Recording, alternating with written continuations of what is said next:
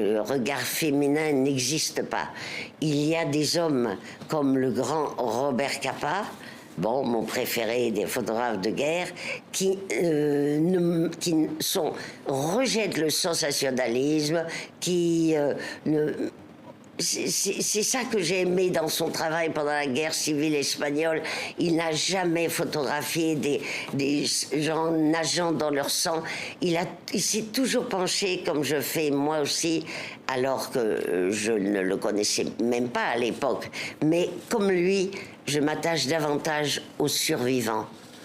Et les enfants, les fleurs de la guerre, comme je les appelle, les survivants, mais si j'étais aujourd'hui en Ukraine, je sais que je ferais des photos terribles.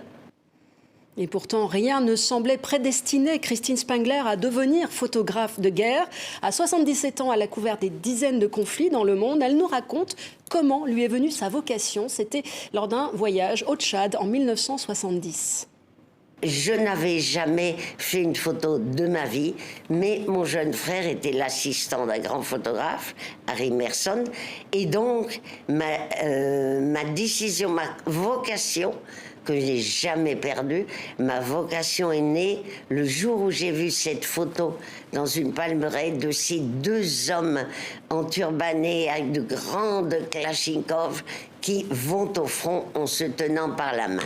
Là, j'ai été bouleversée et j'ai tout de suite dit à mon frère, je t'en supplie, prête-moi un de tes appareils photo, car moi aussi, je veux témoigner.